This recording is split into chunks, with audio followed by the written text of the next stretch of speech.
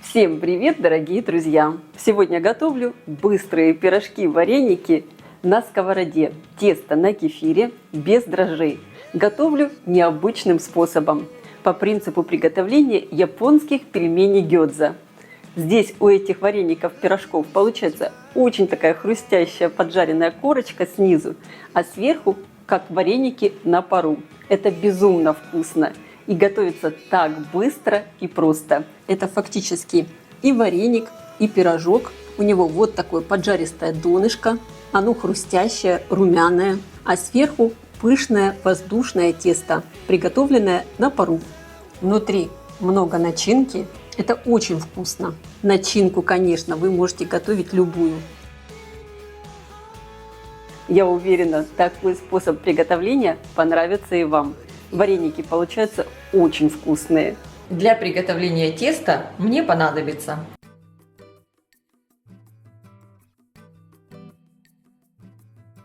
в миску отправляю кефир.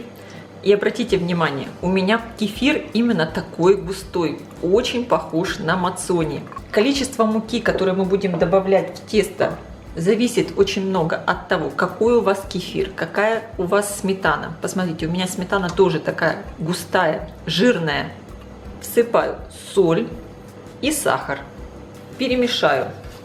Соду я никогда не добавляю в жидкие ингредиенты, потому что сода сразу же начнет работать. Сейчас в массу я просеиваю муку, но не всю, а примерно половину. И соду. Соду я добавляю именно с мукой. Замешиваю тесто лопаткой. Теперь лопатку убираю и дальше тесто буду домешивать руками. И постепенно в массу я буду добавлять муку. Не добавляйте всю муку сразу. Неизвестно, сколько возьмет тесто. Тесто должно получиться нежное, мягкое и такое, можно сказать, на грани липкости. Я добавляю всю муку. Какое у меня сейчас получилось тесто. Оно очень нежное. И если я его еще помешу, оно снова начнет прилипать. У меня уже начинает потихонечку прилипать к рукам. Но муку сюда я уже добавлять не буду. Не забивайте тесто мукой. Оно должно получиться именно вот такое нежное. Сейчас тесто я оставлю отдыхать. Закрываю пищевой пленкой и оставляю прямо на столе примерно минут на 20, чтобы тесто хорошо отдохнуло. Я буду делать две начинки, и для этого мне понадобится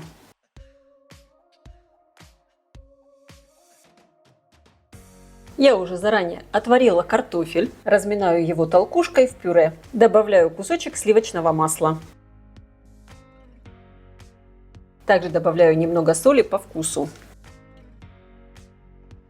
Вот такая нежная картошечка получилась. Сейчас его накрою крышкой и оставлю постоять. Для второй начинки отварное мясо. У меня свинина. Я буду измельчать в блендере. Мясо я заранее отварила в чуть подсоленной воде. Добавила луковицу, морковку, чтобы оно было вкусным. Конечно, можно использовать не только свинину, но и курицу, либо говядину. И также я оставила бульон. Буду добавлять его в начинку, чтобы она не была сухая. Разрезаю мясо на кусочки и отправляю в блендер. Конечно, мясо можно перекрутить и в мясорубке. Репчатый лук режу средними кусочками. Буду его обжаривать на смеси растительного и сливочного масла. Лук обжариваю до красивого золотистого цвета. Немного солю.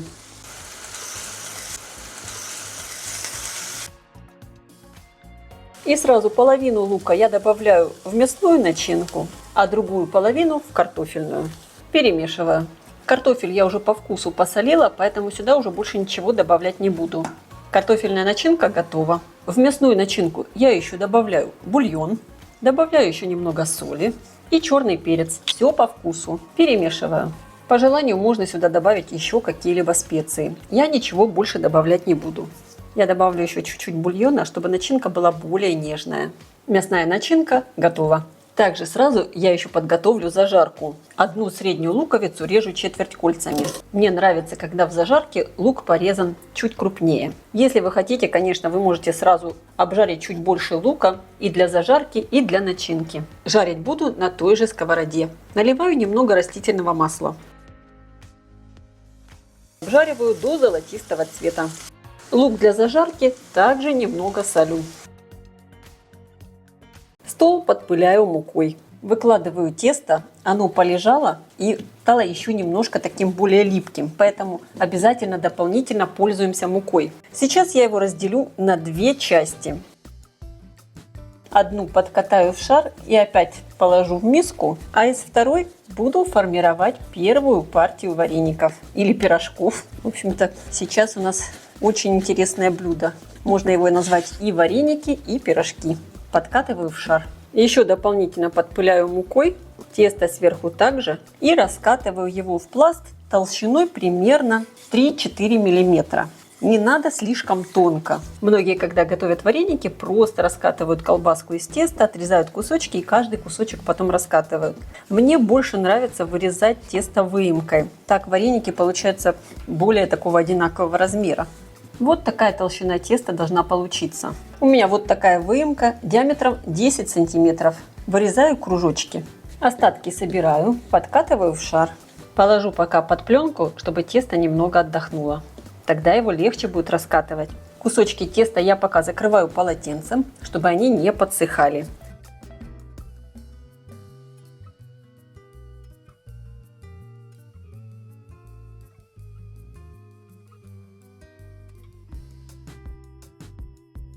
Сейчас я буду лепить первую партию вареников с картошкой. Выкладываю начинку и хорошо скрепляю тесто. Пальцы окунаю в муку, так как тесто получается такое довольно липкое. Эти вареники я не буду укладывать на бочок. Я буду их ставить вот так на донышко. Леплю следующий вареник. Аккуратно защипываю шовчик. Получаются вот такие варенички.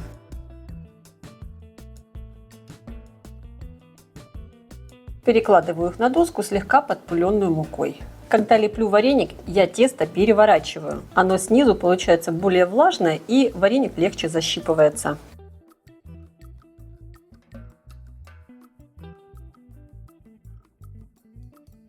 Я сформировала вареники с картошкой и сейчас сразу их буду ставить готовить. Я включила разогреваться сковородку. Лучше всего использовать сковородку с толстым дном. Наливаю растительное масло, не надо много. И готовить мои вареники сегодня буду очень необычным способом. Очень похоже готовят японские пельмени гёдза. У меня, кстати, есть этот рецепт на канале. Я обязательно оставлю на него ссылку в описании. И теперь выкладываю в сковородку вареники. Мне надо, чтобы у них слегка поджарилось донышко. Как видите, получается, как будто это и пирожки, и вареники, потому что дальше я их буду готовить на пару. Тесто такое пузырчатое, что оно сейчас уже начинает надуваться. Очень классно. Когда донышко уже обжарилось, в сковородку я наливаю 100 мл горячей воды, закрываю крышку и готовлю 5 минут. Все очень быстро. Посмотрите только, какая красота получается. Какие пышные получаются вареники. Выглядят они просто великолепно. У меня все готово. Вода здесь уже фактически вся выпарилась. Вареники я аккуратно достаю и перекладываю на тарелку. Сверху я их сразу присыпаю жареным луком с маслом. Точно так же готовлю вареники с мясом. Только чтобы они отличались, можно их защипнуть сверху косичкой. Подробное видео, как делать самые разные защипы для вареников, вы можете посмотреть у меня на канале. Я оставлю ссылочку под видео в описании. Друзья, подписывайтесь на мой кулинарный канал Люда Easy Cook и обязательно включите колокольчик, чтобы не пропустить уведомления о выходе новых рецептов. И теперь точно так же готовлю пирожки-вареники с мясом. Сначала обжариваю донышко. Затем вливаю горячую воду и готовлю под крышкой 5 минут. Вот такие очень красивые пышные вареники-пирожки получились. Донышко красиво подрумянилось. Снимаю все на тарелку и присыпаю жареным луком. И, конечно, сразу горячие вареники-пирожки подаем к столу. Это невероятно вкусно. В них много начинки и пышное тесто. Я желаю всем приятного просмотра и приятного аппетита. Ставьте лайки, если видео вам понравилось. Пишите комментарии. Делитесь им с вашими друзьями в социальных сетях. И, конечно, подписывайтесь, кто еще не подписан, на мой канал, чтобы не пропустить новые интересные рецепты.